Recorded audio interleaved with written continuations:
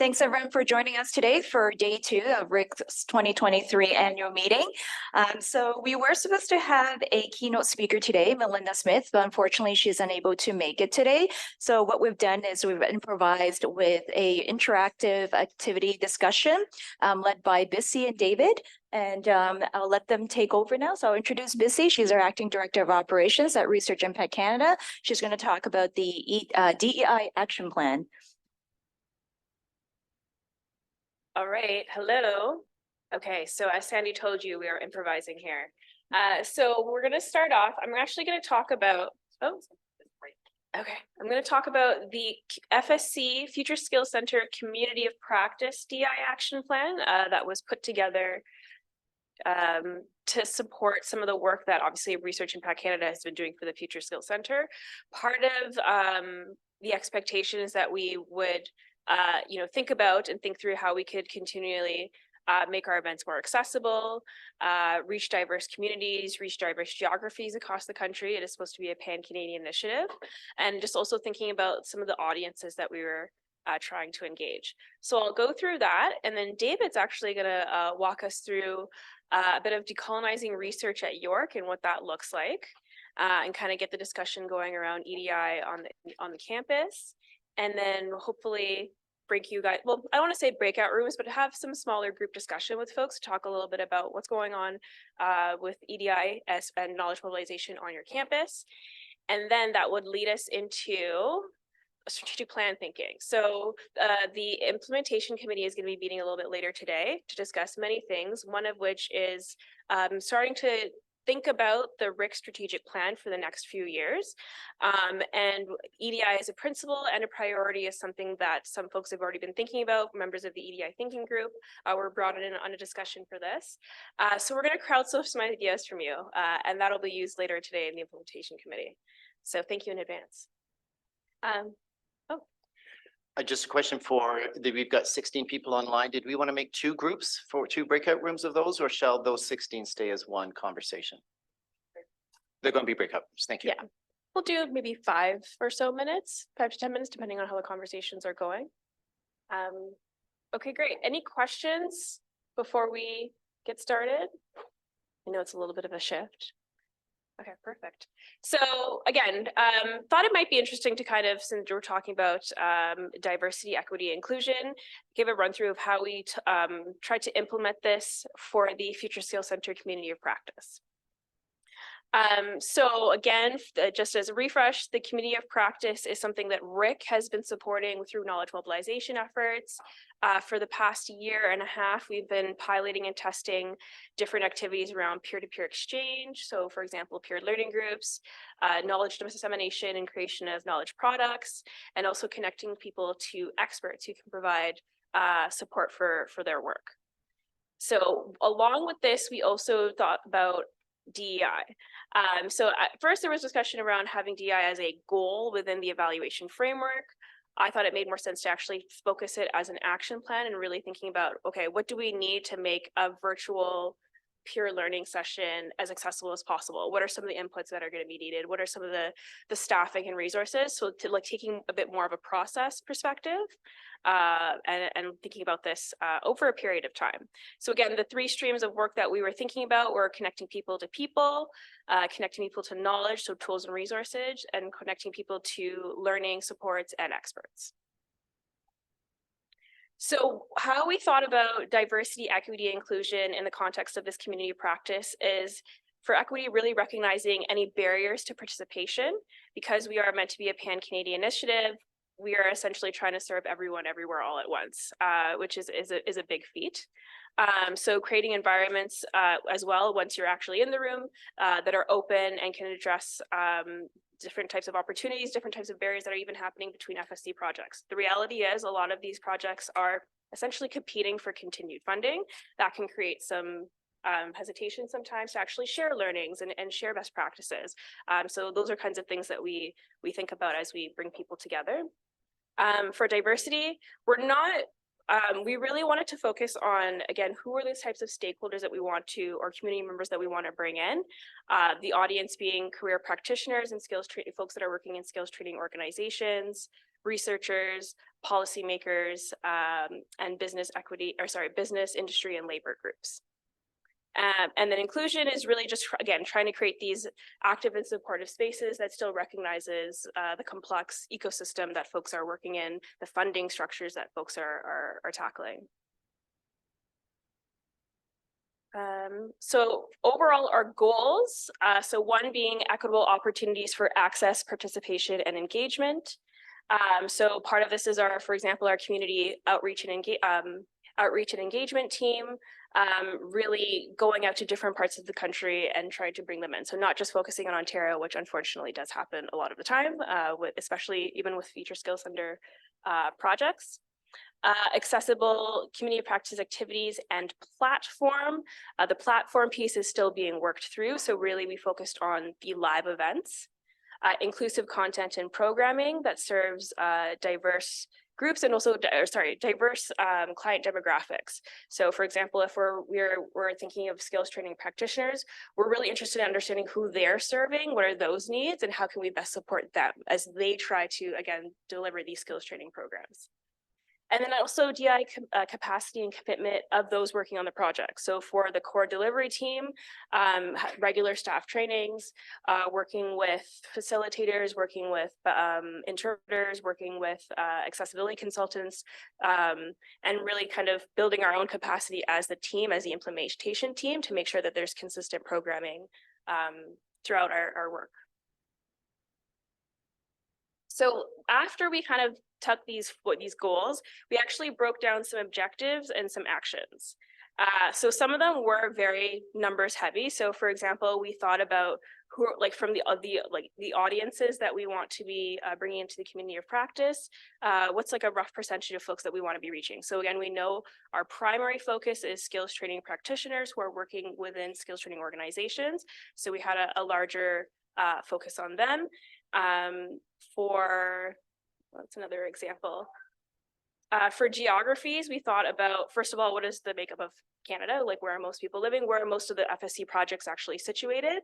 And then kind of had a breakdown of like, okay, these are some of the areas that we want to tackle, and these are some of the numbers that we want to see from, for example, stakeholders in the Northern Territory, stakeholders in the West Coast, Central Canada, Atlantic Canada, and also folks that are serving or supporting rural or remote communities. That's also a big focus for FSC.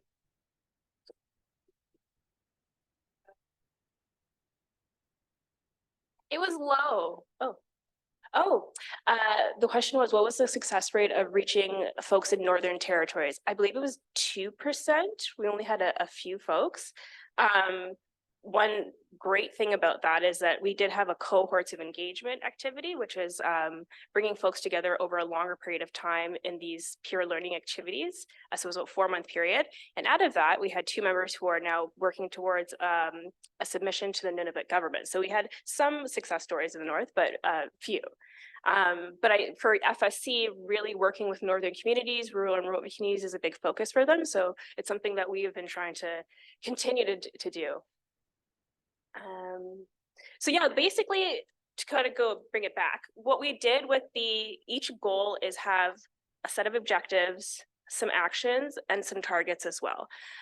Some of these targets, again, were numbers-based, quantitative, but some of them were just making sure that everything is free, everything is accessible. We're making sure that we have bilingual outreach products for everything. We're making sure that we're abiding by certain acts. What else did we do? And then we kind of had some things around, so designing resources. So basically objectives, actions, targets, some of the data sources that we would be working with if necessary, and some of the limitations that we would have when implementing this plan. So we took I think we started this in August of last year, and by January is when we actually had the plan really fleshed out and put together. Part of this was informed by some of the consultations we had in terms of what people wanted, what people needed. And then from there, we started building out a work plan and have been trying to try to tackle through some of these objectives. Now, however, that we're in the maturity phase and we are scaling back some of the activities that we've tested and really focusing on what works, we're going to be revisiting this action plan and making sure that it is again aligned with the maturity phase, aligned with some of the newer strategies and goals that FSC has. And also just realistic. Like a lot of this stuff was us testing and trying to figure out what would work, what do people need, how do we best address barriers to participating in the community of practice. And we've learned a lot, and I think for the maturity phase, it's taking really kind of looking back at this document, taking what works and continuing to consult relevant parties as needed. Any questions there? I know that's a lot of information, but any questions around in terms of process and like how we actually went about this, or even some of the content that maybe we used to build this out? People comment? Yeah, it's not, it's David here, not a question. This is a big knowledge mobilization product. The community practice is a knowledge mobilization product. And I've never before seen an EDI plan for knowledge mobilization. So what I'd encourage you, Sandy, is this going to be made accessible to the group? What I encourage you is to take away and start with the objectives. And when you're thinking of supporting knowledge mobilization in your context, what and you're maybe a researcher's doing a knowledge mobilization something, maybe go through the objectives first and see which would map onto your project. And then from those ones, from the objectives, you can then move through the other columns to be able to amend or adapt those to your situation. I've never seen an EDI plan like this for knowledge mobilization. I'm a big fan. I think it's great. Amazing. But for the group in the room and the group online, I think you can use this. You can take this and say start with the left-hand column and see what would apply to your projects or to your knowledge mobilization context, and then go forward with that. Yeah, two things. One, my background, my focus is always implementation, the how, really nitty gritty. So you'll notice that if you do look at the action plan.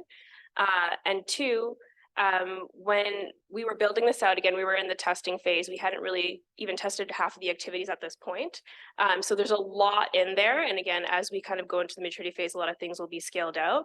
But I think it was a good kind of starting point for us to really think about the how, right? How do we continue to do outreach, but make sure that we're not just hitting people in Ontario? Because that was a big thing. Central Canada seemed to consistently come up as the folks that were coming to these events. It was hard to actually get people from Atlantic Canada, Northern Canada to come out to these events. And so we realized we had to continuously revisit like the registration. So who's registration data that we were getting and also attendance data to make sure that we were continuing to reach the right people. So I guess we can do breakout rooms now, Sandy, unless there's any questions in the chat. I do see some notifications, but I'm not sure. Or do you want to do yours first and then kind of start with the breakouts? Yeah. Okay, let's do that. All right, so David's going to come up now and talk about decolonizing research at York, which is different. Okay. Okay, you can. Yeah. That's cool. So let me start. So a bit of my positionality, how do I come to this work? So I'm cisgendered male. I identify as white. I am gay in a long-term relationship with my husband. I'm neurotypical. I'm not living with any disabilities, and I'm a caregiver to a very frail 93-year-old mom. So that's the person that I come to this work. And the work itself, I've been on the steering committee for the President's Advisory Council for DEDI, Decolonizing Equity, Diversity, and Inclusion. We really need to keep the A in there, but so far it's not, at least at York University. And this is being recorded, so I don't mind standing behind that. This is work that I'm presenting in Seattle in 3 weeks, but because we had to become Malinda substitutes overnight. Thank you so much, Bissy, for where's Bissy go? At least I got your name right this time.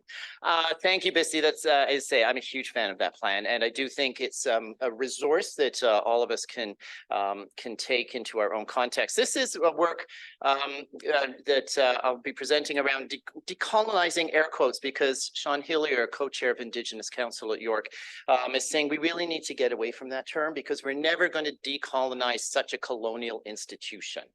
We don't have a good answer for that. The Australians are using self-determination, which I think is great, but I'm not sure it really applies in the context of the university. So what I'm talking about is how do we lower barriers for participation and authentic engagement of Indigenous scholars and Indigenous scholarship. So this is my land acknowledgement to Seattle. And I've talked about my journey yesterday. And so in 2017, the Indigenous framework at York University was produced, and there were 10 recommendations. And you can see number 5 is about research, which is amazing. And yet the rest of the document was only faculty and students. The word staff never appeared.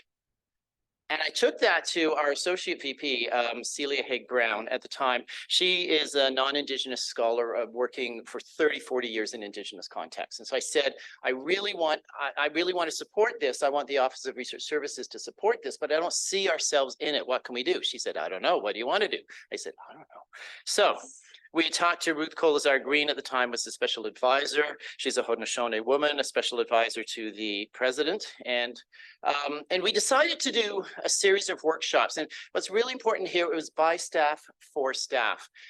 We were informed by Ruth and other members of Indigenous Council at the time. But I remember this meeting around this time with some Indigenous scholars. And they said, David, this is your work. Decolonizing is your work. It's not ours. Don't ask Indigenous people to come and talk. Learn it and teach it yourselves.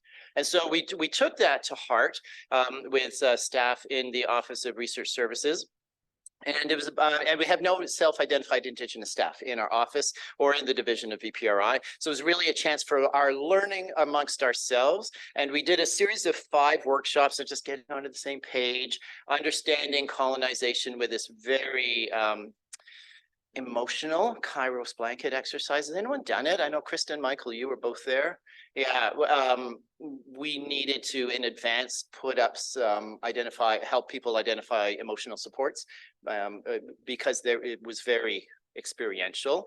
And then Pelkilk was a video that Celia Haig-Brown did. We viewed it and we talked about it. And it's really interesting. Things like multi-generational elements within Indigenous contexts. And so how do we think about that in our office? How do we think about someone like me who's 60 working with people who are in their 20s or just coming in? How do we think a multi-generational approach to learning from these Indigenous contexts? Another one is that the land is medicine. And so how do we think about getting out of our offices and engaging and have a meeting outdoors or something like that? Where are we learning from these Indigenous contexts? The researchers' experience, I'll talk about that next, but then we had three individuals reflect on how will this learning affect their practice. And Michael spoke about knowledge mobilization, the Director of Research Ethics spoke, and then one of our pre-award grant support staff spoke about her journey through this and further. So we did a bit of an evaluation. Do you feel a professional commitment? Yes, absolutely. Every day I think about the land I walk on and its history, so that was cool. But on our professional roles, we're too rigid. We need to meaningfully engage. We've got to be able to alter our practices. And we don't really, because we have our heads down on our desks, we don't really consider the opportunities and also the constraints for support for lowering the barriers for Indigenous engagement. So workshop number 4, I took Sean Healy out to lunch and I said, Sean, I need you to tell me all the things I do that piss you off. Literally said that. And he had no problem telling me all the things all the research administration barriers that they just keep hitting and hitting and hitting again.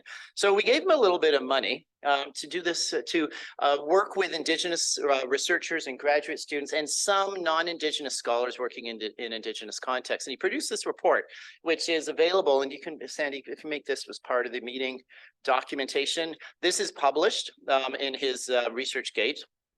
And it came down with recommendations way beyond just research administration. So service teaching and research. This is tenure and promotion, but it's also recognizing the unrecognized service burden for the 22, at the time we had 18 Indigenous faculty members, and they're the go-to for everyone.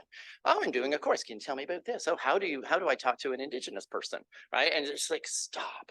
So, but recognize it think about tenure and promotion. We have to hire an Indigenous research officer. We put in that job description is in, it came back. We didn't like the rating. It was too low for our comfort. So we've added more partnership and community engagement work into that. So it's still being reviewed. But what we did do, just as the Indigenous framework came down, we created the position of Vice President, Equity, People and Culture. So there was a specific place where all of this work was going to be coordinated at the university. And about 2 years ago this month, we created the role of Associate Vice President, Indigenous Initiatives.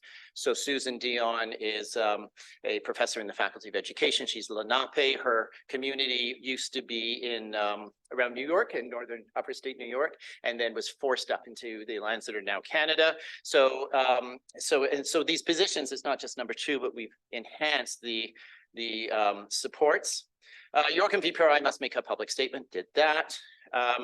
Must reconcile Indigenous ways of knowing. This number 4 is about finance, because it's just not like there's some cultural things like you can, once you hit 400, if you go past honorarium at $499.99, you need it to do a T4, and therefore we need to collect your social insurance number, and that's problematic in many cases. So you know what we did? I mean, so just a solution to that is we looked at our honorarium form and we just made it explicit, and we've said, yes, we tried to get your social insurance number. You don't have to give it to us. And by doing it for Indigenous communities, we've made it easier for all community engaged scholarship. Right. And another piece we're working on here is ways to advance cash to community partners. It's not easy, but we've got ways to do it. It's just getting the accountants to relax, right? And so we're working very much on that. ORS must take a leadership role in assisting non-Indigenous faculty members to engage with Indigenous communities. Stop going to Indigenous Council, you white researchers, and saying, oh, I want to work with Indigenous people. What do I do? Right? So Michael, do you want to talk about the work you did over 2020, just the environmental scan that you did? Do you have a microphone? So participating in this process and being tasked with this, collaborated with David, and really went through and did a scan of Research Impact Canada institutions. Where are the existing resources that help and support researchers that want to collaborate with Indigenous communities? And there are a number of us that are doing quite well. So it was nice to be able to point our people to other institutions that have taken a leadership role in this, but it also grew from that. At the end of the day, what we wanted to be able to create for our researchers is a fairly comprehensive tool.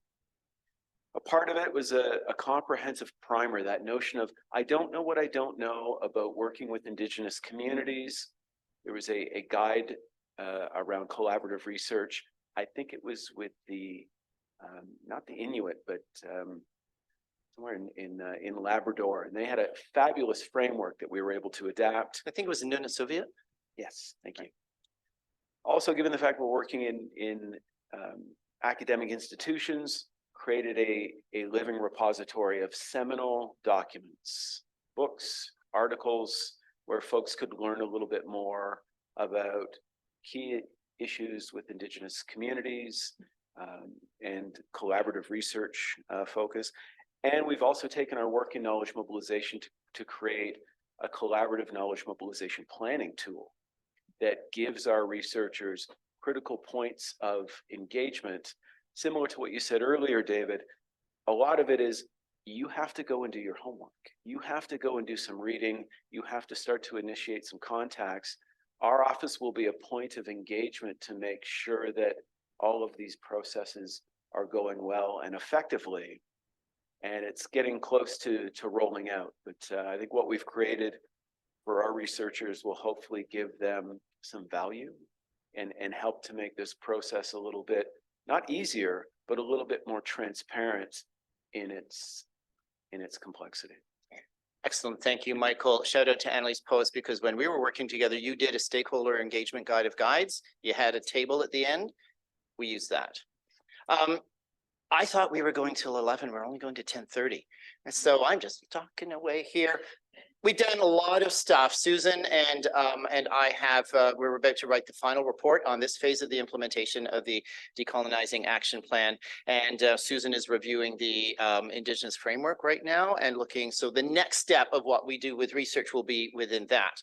That being said, okay, quickly, I want to charge you and the online folks about our research, the Strategic Plan for Research Impact Canada. With the EDI thinking group, we've identified that EDI needs to be in two places in the strategic plan. It needs to be both a principle, it's a thing that we are, and it needs to be a priority, a thing that we do. Those aren't disconnected because by doing things, we become things. But what I want to charge the group and give you 10 minutes to think about. So turn to your neighbors in small groups. There'll be 2 breakout rooms online for 10 minutes. Talk about what does this mean and what could be some action items that the implementation committee can take away and can consider this afternoon when we meet to think about what will be items within the within both being EDI as a principle, EDIA, sorry, as a principle, the things that we are. What would we need to do to embed EDI as an identity for us? And then the second one is EDI as a priority. What things might we do to be able to embed EDI probably within our practices? So one is about the network and one is about our practices and your practices when you go back to your institutions. Make sense? 10 minutes, turn to your neighbors online. You've been given some breakout rooms, do join, and we'll bring everyone back in 10 minutes. Actually do it, you're kind of like staff, right, rather than members, okay. Heather's group already reported, did you? We'll come back, yeah, so we'll come back to Sophie's group. Thank you, Paul. Oh, you have to find one that works. Or you find 2 that works, but you don't get twice as long. Now, we talked about the first question, which was having a value statement included in the plan. And we talked about how usually you can have a value statement, but it doesn't necessarily mean that those values are going to be upheld or promulgated, or that it means anything, because a lot of groups will just put up value statements and won't actually action them. But on this, if you included the approach that you want to have on EDI in the creation of the plan, then it's going to flow through the plan and will flow downstream from then. So your value statement is actually actioned within the plan. You have just done exactly what I've needed, because I've been really struggling with the difference between a priority and a principle. And value statements are saying what that's our principle, and we often stop at the value statements. You've just said to me, and I'm delighted that the value statement can be the principle, but it's the priorities, the actions that we do to support the principle statement, or the I've been struggling with this for months, and thank you. Excellent. No pressure, Catherine's group, but blow my mind equally, and then we'll go. Then we'll come online. We'll do the 2 online groups. So we had a very wide-ranging discussion, but one thing we wanted to bring forward was to consider the needs of rural and remote communities, including possibly lack of access to reliable internet when planning your activities. Great. Excellent. Thank you so much. These are awesome. And for those of us who are on the implementation committee, I hope you'll take these away and ruminate between now and whenever we meet this afternoon. Online, group number, I don't know, the first one. Any group, just someone chime in, unmute yourself.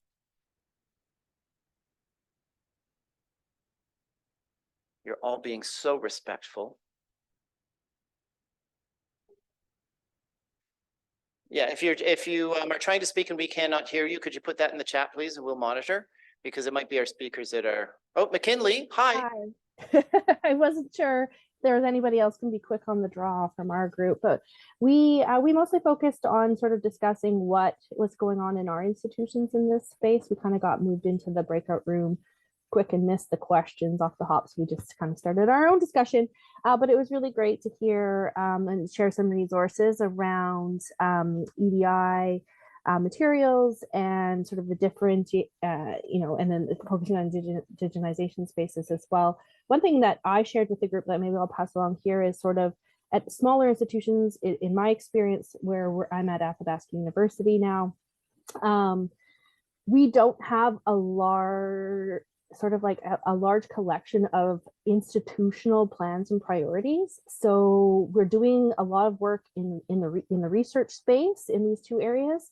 And it's sort of becoming a catch-all for the university rather than being research specific, or that was what we were starting to see, is that we were starting to fill gaps that really should have been filled at different levels of the university with this work. So really trying to hone in on what's specific in the research context and then in the knowledge mobilization context is really important for our work.